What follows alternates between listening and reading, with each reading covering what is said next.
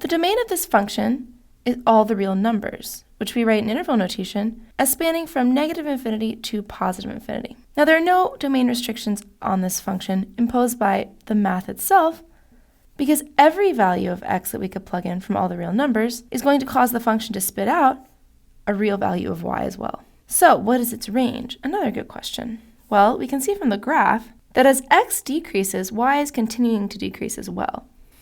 And as x increases, y is continuing to increase. If we look at the function, the higher the value of x that we plug in, the higher and higher and higher y is going to go. And similarly, the lower the x value we input, the smaller this number over here is going to get for the output. So the range is also all the real numbers.